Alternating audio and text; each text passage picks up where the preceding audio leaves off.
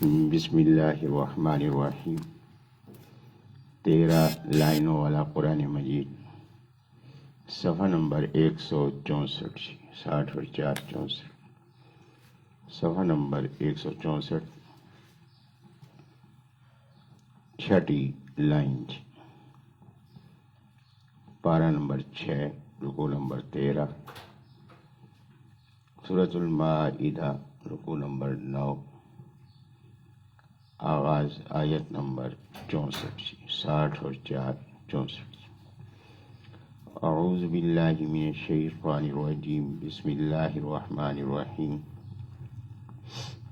وقالت اليہود ید اللہ مغلولہ غلت ایدیہم ولعنوا بما قالوا بل یداہ مبسوطتان ينفق کیف یشاء وَلَيَزِيدَنَّ كَثِيرًا مِّنْهُم مَّا أُنزِلَ إِلَيْكَ مِن رَّبِّكَ طُغْيَانًا وَكُفْرًا وَأَلْقَيْنَا بَيْنَهُمُ الْعَدَاوَةَ وَالْبَغْضَاءَ إِلَى يَوْمِ الْقِيَامَةِ كُلَّمَا أَوْقَدُوا نَارًا لِلْحَرْبِ أَطْفَأَهَا اللَّهُ وَيَسْعَوْنَ فِي الْأَرْضِ فَسَادًا وَاللَّهُ لَا يُحِبُّ الْمُفْسِدِينَ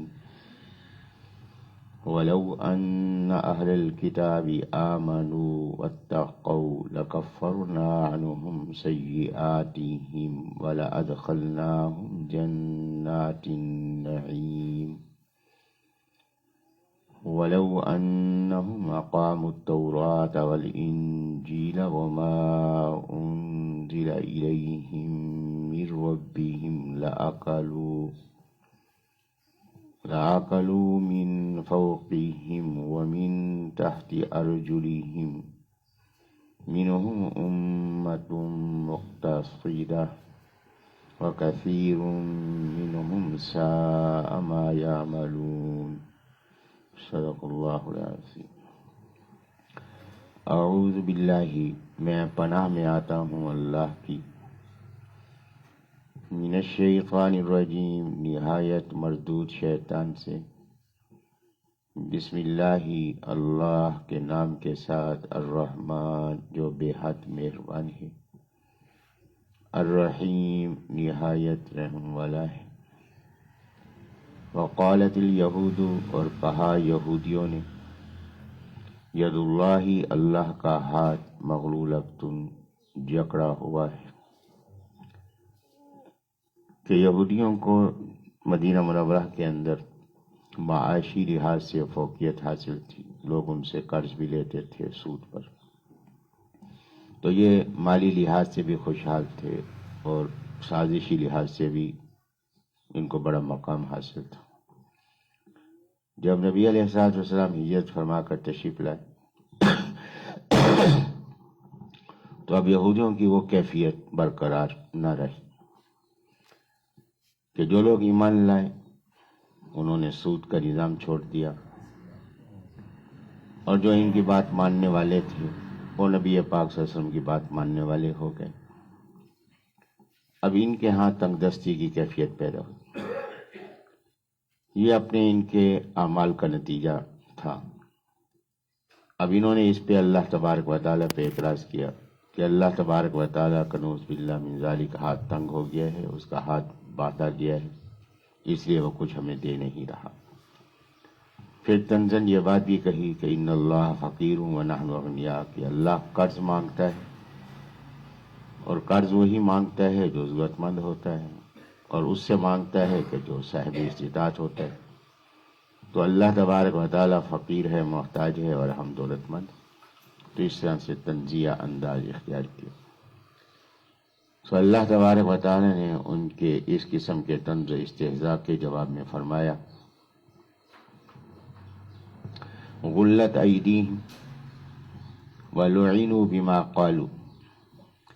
اب یہ غلت ایدیہم ولعنوا بما قالوا، اس کی دو صورتیں، ایک صورت یہ ہے کہ یہ خبر ہے، اور ایک صورت اس کی ہے کہ یہ بد دعا ہے۔ کہ عربی زبان میں ماضی کا صیغہ استعمال ہوتا ہے کبھی خبر کے لیے، کبھی استعمال ہوتا ہے دعا کے لیے۔ صلی اللہ علی النبی الامی، اللہ تبارک و تعالی نبی پاک صلی اللہ علیہ وسلم پر رحمت نازل فرمائے، یہ دعا ہے، حالانکہ یہ صلی اللہ ماضی ہے، تو ماضی کے لحاظ سے اس کے تبارک و تعالی نے نبی اسلام پر رحمت نازل فرمائی، یہ ماضی ہے۔ اور اسی طرح رحم اللہ، کہ اللہ تبارک و تعالی نے رحم فرمایا، اور دعا بھی ہے رحم اللہ، اللہ تعالی رحم فرمائے۔ جیسے کہ میں نے ایک بات یہاں گزارش کی کہ ایک صاحب یہ جو آج کل مختلف گروہ ہیں، تو اس گروہ سے وابستہ ایک صاحب یہاں آئے کہ معنی یہ نہیں ہے کہ کھانا پینا بند کر دو، مطلب کہ بازار والی چیز نہیں کھانی،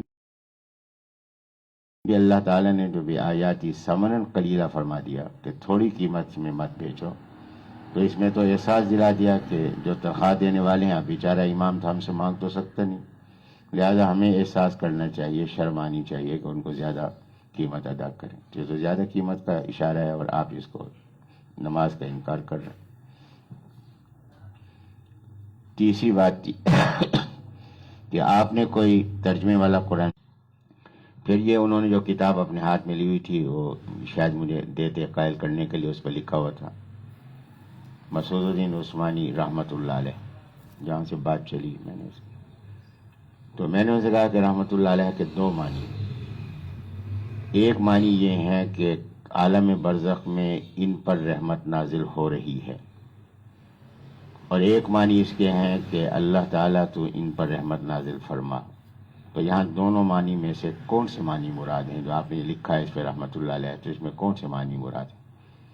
اگر اس میں یہ معنی مراد ہیں کہ ان پہ رحمت ہو رہی ہے، تو یہ غیب کی خبر ہے، اور آپ کے عقیدے کے لحاظ سے غیب کی خبر کا دعویٰ شرک ہے، کہ ہمیں تو نہیں معلوم کہ عالم برزخ میں کیا ہو رہا ہے، اور آپ دعویٰ کر رہے ہیں کہ جو اس پہ رحمت نازل ہو رہی ہے اگر یہ خبر ہے تو یہ شرک ہے۔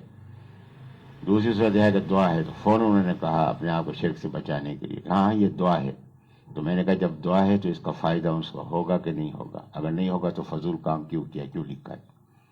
اور اگر جناب فائدہ ہوگا تو لکھنے سے فائدہ ہے، تو اس کے معنی ہو گیا کہ دوسرے کے کام سے فائدہ پہنچتا ہے مرنے والے۔ اس کے بعد پھر اٹھ کے چلے گئے، اجازت پھر ملاقات ہوگی، پھر چلے گا، ابھی تک واپس تو نہیں آیا۔ تو بہرحال میں یہ بات گزارش کر رہا تھا، یہ جو ماضی کا صیغہ ہے یا یہ اس انداز کے جو جملے ہوتے ہیں، یہ اسمیہ جملے بھی، تو اس میں دو معنی ہے، ایک معنی ہے خبر ہے اور ایک معنی ہے دعا ہے۔ یہاں بھی یہی دونوں معنی مراد ہیں، اور دونوں معنی کا نتیجہ ایک ہے کہ غلت ایدیہم، ان کے ہاتھ باندھے جائیں، کہ ایسے فضول بات کر رہے ہیں، طنز و استہزاء کر رہے ہیں، تو یہ ان کے لیے بد دعا ہے۔ غلت ایدیہم، ان کے ہاتھ باندھے جائیں، ولعنوا، اور وہ لعنت کیے جائیں، بما قالوا، اس پر جو انہوں نے کہا۔ تو یہ اہل ایمان کو اللہ تبارک و تعالیٰ نے ترغیب دی ہے کہ دیکھو کہ یہ ایسی باتیں جو طنز و استہزاء کرنے والے ہوں ان سے متاثر نہ ہو، بلکہ جواب ان کو دینا چاہیے۔ تو یہ جواب ہے، جواب ہے کیا چیز؟ کہ ان کے ہاتھ باندھے جائیں، ان کے ہاتھ جکڑے جائیں، اور ان پر لعنت کی جائے اس بات پر جو وہ کہہ رہے ہیں۔ تو یہ ہے دعا کا انداز، اور دوسرے معنی کے لحاظ سے خبر ہے کہ اللہ تعالیٰ نے اس بات کی خبر دی کہ غلت ایدیہم، باندھ دیے گئے ان کے ہاتھ، وَلُعِنُوا، اور یہ لعنت کیے گئے، بما قالوا، اس پر جو انہوں نے کہا، کہ اللہ کی طرف سے لعنت ان پہ برس رہی ہے، اور ان کے ہاتھ جکڑے گئے۔ یہ جو تنگ دستی کی کیفیت میں ہے، یہ اللہ کی طرف سے بطور سزا کی ہے۔ بل یداہ، بلکہ اس کے دونوں ہاتھ، یعنی اللہ تبارک و تعالیٰ کے دونوں ہاتھ مبسوطتان، کھلے ہوئے ہیں۔ تو اللہ تبارک و تعالیٰ ہاتھوں سے پاک ہے، تو اللہ تبارک و تعالیٰ ہاتھوں سے پاک ہے، تو اس کا مفہوم کیا ہوگا؟ تو اللہ تبارک و تعالیٰ کے دونوں ہاتھ سے مراد ہے خیر، وہ اللہ تبارک و تعالیٰ جو اللہ تبارک و تعالیٰ کی یہ صفت کہ وہ خیر عطا فرماتا ہے، اور اللہ تبارک و تعالیٰ کی یہ صفت کہ وہ عذاب دیتا ہے، تکلیف دیتا ہے۔ تو لہذا اللہ تبارک و تعالیٰ کے دونوں ہاتھ کھلے ہیں کہ اللہ کے عذاب کا سلسلہ بھی چل رہا ہے اور اللہ کی طرف سے خیر کا سلسلہ بھی چل رہا ہے۔ اور اگر یہ کہا جائے کہ نہیں یداہو کے معنی جو ہیں ہاتھ ہی کے ہیں، تو پھر اس کے معنی کیا ہیں؟ یہ پھر اللہ ہی جانتا ہے۔ جو متشابہات میں سے کل اس سلسلے میں گفتگو ہوئی تھی کہ متشابہات کی جو کا فہم ہوگا، متشابہات کو جو سمجھا جائے گا وہ محکمات سے سمجھا جائے گا. اگر محکمات سے نہ سمجھے جا سکے تو پھر والراسخون فی العلم، علم میں پختگی رکھنے والے وہ ہیں جو کہتے ہیں یقولون آمنا، کہ ہم ایمان لائے اس پر کہ جو بات اللہ نے نازل فرما دی اللہ اس کے معنی جانتا ہے. تو بس جو معنی اللہ کے علم میں ہے ہم اس پہ ایمان رکھتے ہیں، ہم یقین کرتے ہیں یہ اللہ نے یہ آیت نازل فرمائی ہے. اس کا مفہوم کیا ہے؟ کل من عند ربنا، ہمارے رب کی طرف سے ہے، جو ہمارے رب کی طرف سے ہے وہ حق ہے کہ اللہ نے جو فرما دیا. اب اس کا مفہوم کیا ہے یہ اللہ جانتا ہے. تو لہذا اس میں یہ بات بیان فرما دی کہ اپنی طرف سے ایسے مفہوم اخذ کرنے کی کوشش نہ کریں جس کا نتیجہ گمراہی ہو. اسی میں بعض لوگوں نے کہا، بعض لوگوں نے یہ بات کہی کہ دیکھیں کہ اللہ تبارک و تعالیٰ کے بارے میں یہ بات کہی گئی کہ رمضان المبارک کی راتوں میں اللہ تبارک و تعالیٰ پہلے آسمان پہ تشریف لاتے. تو ایک صاحب بیان فرما رہے تھے تو ممبر پہ تو اس کی دوسری تیسری بیٹھے تھے تو نیچے اتر کے ایک نیچے سٹیپ پہ پاؤں رکھا، پہ نیچے کہا ایسے اترتا ہے اللہ جیسے میں اتر رہا. تو اللہ تعالیٰ معاف فرمائے کہ اللہ تبارک و تعالیٰ کو اپنے ساتھ تشبیہ دینا یا اپنے آپ کو اللہ کے ساتھ تشبیہ دینا یہ انتہائی غیر مناسب ہے. اس سے بچنا چاہیے کہ اللہ تبارک و تعالیٰ کی رحمت نازل ہوتی ہے. اللہ کے نازل ہونے سے مراد اللہ کی رحمت کا نازل ہونا ہے کہ پہلے آسمان پہ اللہ کی رحمت نازل، یعنی اللہ کی رحمت بالکل قریب ہو جاتی.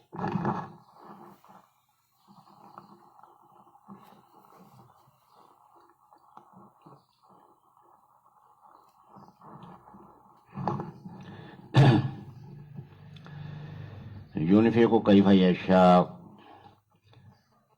تو وہ خرچ کرتا ہے جیسے وہ چاہتا ہے. یہ اللہ تبارک و تعالیٰ کی حکمتیں ہیں. کبھی تو ایسا ہوتا ہے کہ اللہ تبارک و تعالیٰ اپنے نیک بندوں کو بھی آزمائش میں مبتلا فرما دیتا ہے، یہ اس کی حکمت ہے. کبھی ایسا ہوتا ہے کہ اللہ تبارک و تعالیٰ نافرمانوں کو فراخی عطا کر دیتا، یہ بھی اللہ تبارک و تعالیٰ کی حکمت ہے. اللہ کسی کے سامنے جواب دے گی. اللہ کیوں کرتا ہے کوئی اللہ سے پوچھ نہیں سکتا، اور اللہ کا کوئی کام خلاف حکمت نہیں. تو اللہ تبارک و تعالیٰ جیسے چاہتا ہے خرچ فرماتا ہے. کبھی ایسا ہے کہ جو ایمان والے ہیں اللہ تبارک و تعالیٰ ان کی اطاعت و فرم برداری پر آخرت میں بھی ان کو نعمتیں عطا فرمائے گا، دنیا میں بھی ان پہ فراخی کی کیفیت ان میں فرما دیتا ہے. اور جو نافرمان ہیں کبھی اللہ تبارک و تعالیٰ دنیا میں بھی ان کو سزا دیتا ہے، کبھی اللہ دنیا میں سزا نہیں دیتا ان کو، دنیا میں اللہ ان کو فراخی عطا فرما دیتا ہے تاکہ زیادہ سے زیادہ یہ عذاب کے مستحق بنے. یہ اللہ کا نظام حکمت ہے.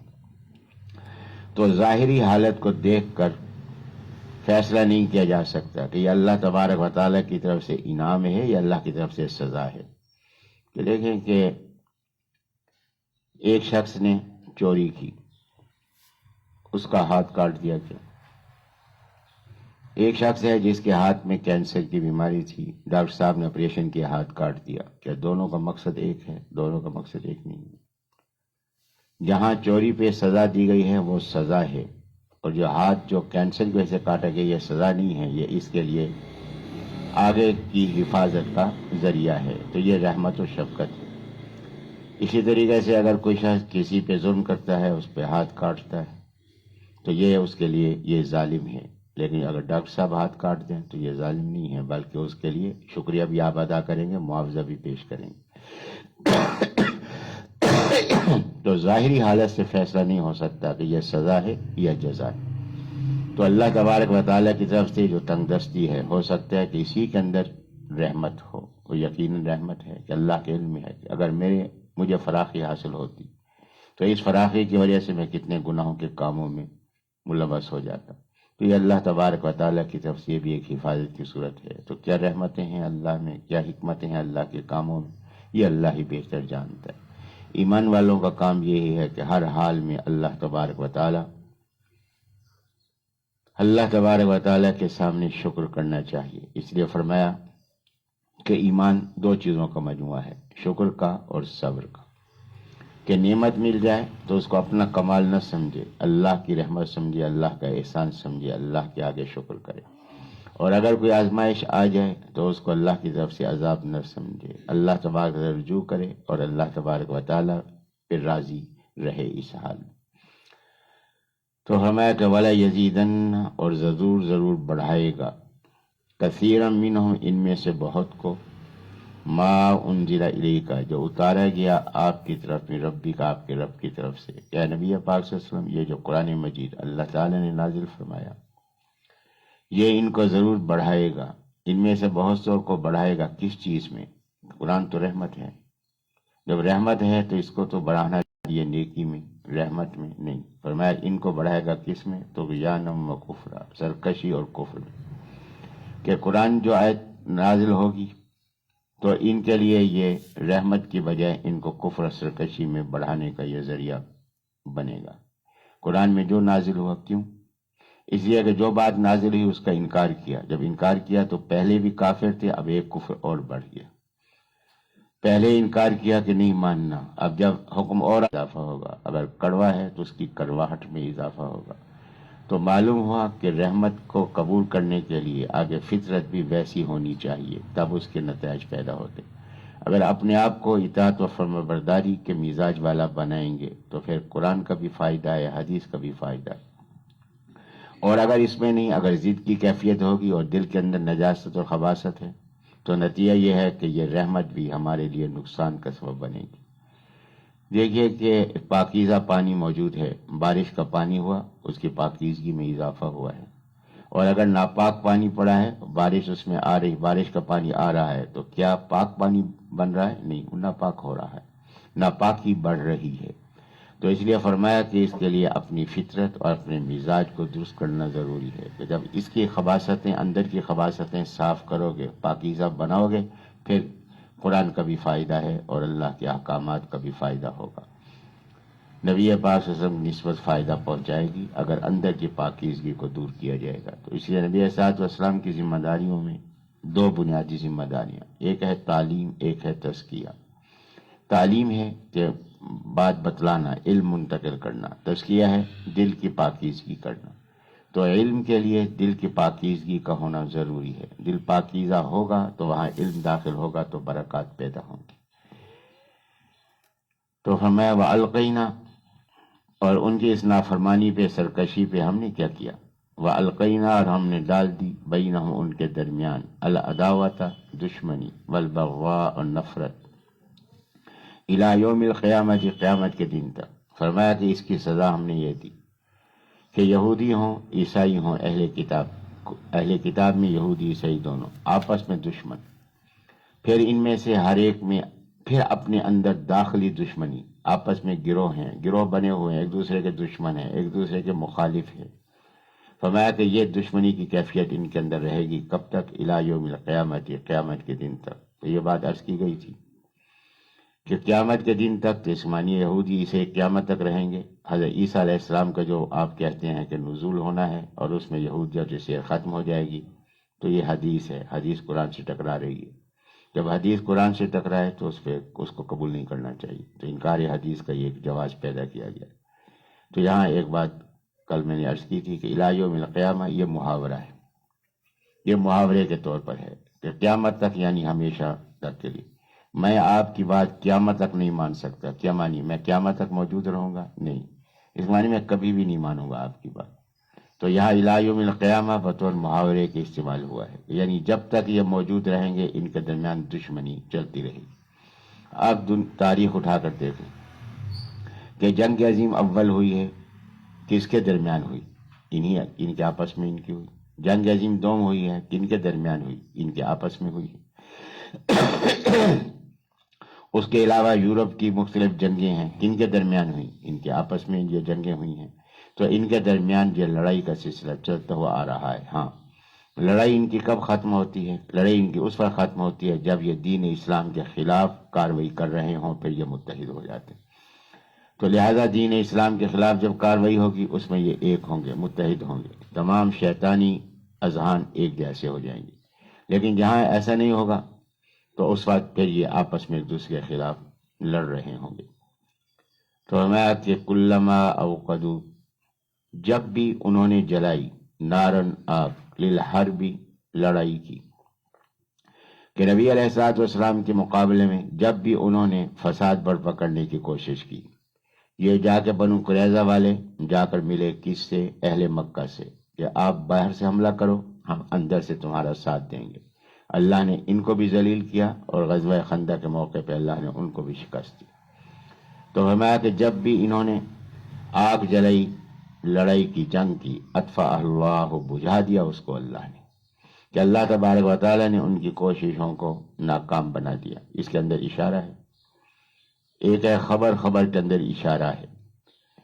خبر یہ ہے کہ نبی علیہ الصلوۃ والسلام کے خلاف جو بھی انہوں نے سازش کی، اللہ نے اس ہر سازش کو ناکام کر دیا۔ مختلف لڑائیاں پیدا کرنے کی کوشش کی، اور ان میں یہ ذلیل اور رسوا ہوئے کہ اللہ تبارک و تعالیٰ نے اس جنگ کو بجھا دیا۔ تو یہ ہے خبر۔ اس خبر کے اندر اشارہ کیا ہے؟ اشارہ یہ ہے کہ اے ایمان والو، اگر تم اسی طرح نبی علیہ السلام اور ان کے صحابہ کے ان کے طریقوں کو اختیار کرو گے تو اللہ تبارک و تعالیٰ تمہارے مقابلے میں بھی کبھی ان کو کامیاب نہیں کرے گا۔ تو ان کو اللہ تبارک و تعالیٰ ناکامی سے دوچار فرمائے گا۔ وہ یسعون، اور وہ کوشش کرتے ہیں، دوڑتے ہیں، پھر ارضی زمین میں فسادن، فساد کرنے کے لیے۔ اب جب یہ ناکام ہو جاتے ہیں تو پھر یہ کیا کرتے ہیں؟ آرام سے بیٹھ جاتے ہیں؟ نہیں، پھر یہ زمین میں فساد کرتے ہیں۔ فساد کیا ہے؟ کہ زمین کے اندر فساد سب سے بنیادی بات یہ کہ اللہ کی حاکمیت کا انکار، اللہ کی حاکمیت کے مقابلے میں اپنی حاکمیت کو قائم کرنا، ایک فساد۔ دوسرا فساد یہ ہے کہ جو لوگ ایمان لائے ہیں ان کے اندر شوشے چھوڑ دیے، وسوسے پیدا کر دیے، تذبذب کی کیفیت پیدا کر دی کہ وہ شکوک و شبہات میں مبتلا ہو جائیں۔ اور جو لوگ ایمان کی طرف توجہ رکھتے ہیں، مائل ہو رہے ہیں، کافر ہیں، عیسائی ہیں، یہودی ہیں، ایمان کی طرف آنا چاہتے ہیں، ان کے لیے ایسی ایسی باتیں ان کے سامنے رکھ دیں تاکہ وہ بدظن ہو جائیں۔ تو میں کہ یہ ان کی کوشش ہے فساد کے اندر، کہ اللہ تبارک و تعالیٰ کے دین اور اللہ تعالیٰ کے دین پر ایمان کی کیفیت ان کے اندر پیدا نہ ہونے پائے۔ میں یہ ان کی کوشش ہے۔ واللہ، اور اللہ تعالیٰ لا یحب المفسدین، نہیں پسند فرماتا فساد کرنے والوں کو۔ اب یہاں یہ اشارہ ہے کہ جب اللہ فساد کرنے والوں کو پسند نہیں کرتا تو اے ایمان والو، تم بھی آپس میں ایک فساد مت کرو۔ یہ اللہ کی طرف سے سزا ہے ان کے لیے۔ اگر تم بھی اسی طرح سے آپس میں اختلافات کرو گے، آپس میں لڑو گے اور زمین میں فساد پیدا کرو گے تو فرمایا کہ اللہ تم سے محبت نہیں کرے گا۔ جب اللہ محبت نہیں کرے گا تو اللہ کے عذاب کی پکڑ میں آؤ گے۔ تو اس لیے بچنے کے لیے ضروری ہے کہ آپس میں اتحاد پیدا کرو۔ اتحاد کس بنیاد پر؟ اتحاد دین کی بنیاد پر، حقانیت کی بنیاد پر، کہ دین حق پر آپس میں متفق ہو جاؤ اور اس کی مخالفت مت کرو۔ اور اہل کتاب اور دیگر دشمنان دین کی جو سازشیں ہیں ان سے باخبر رہو، اپنے آپ کو بچانے کی کوشش کرو۔ یہ بات بیان فرمایا کہ اب اللہ تبارک و تعالی نے فرمایا کہ یہ اہل کتاب اگر یہ ایمان لائیں اور تقوی اختیار کریں تو اللہ تبارک و تعالی ان کے سابقہ گناہوں کو معاف فرما دے گا، اور پھر اللہ تبارک و تعالی ان پر رحمتوں کا نزول فرمائے گا۔ تو یہ آگے 2 آیتوں میں اسی تفسیر کو بیان فرمایا ہے، اس پہ انشاءاللہ کل گفتگو ہوگی۔ اللہ مجھے بھی آپ کو بھی صحیح فہم، صحیح عمل کی توفیق عطا فرما دے۔ وآخر دعوانا الحمدللہ رب العالمین۔ الحمدللہ رب العالمین الرحمن الرحیم مالک یوم الدین۔ اللہم صلی وسلم وبارک علی سیدنا مولانا محمد النبی الأمی وعلى آلہ وصحبہ کما تحب وترضى عدد لما تحب وترضى۔ اللهم أيد أمير المؤمنين والمجاهدين، اللهم انصرهم ولا تنصر عليهم، اللهم ثبت أقدامهم إنك أنت على كل شيء قدير، اللهم اغفر لنا ولوالدينا ولأولادنا ولإخواننا الذين سبقونا بالإيمان ولجميع المؤمنين والمؤمنات إنك أنت العفو الكريم، إنك أنت الغفور الرحيم، فاغفر وارحم وأنت خير الراحمين۔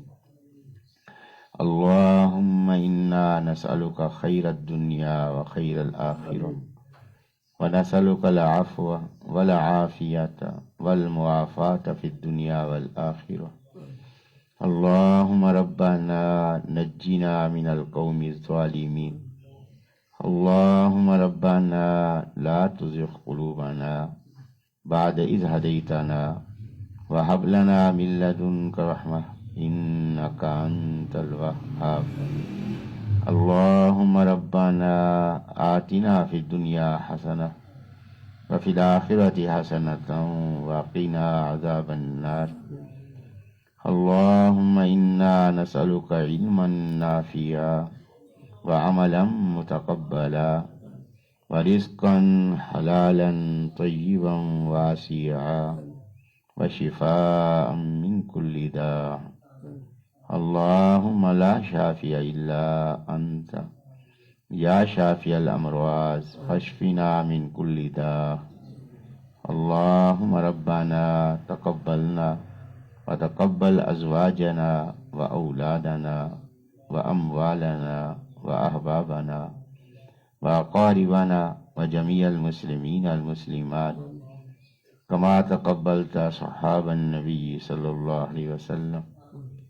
اللهم نور قلوبنا بالإيمان كما نورت قلوبهم وألف بين قلوبنا كما ألفت بين قلوبهم. اللهم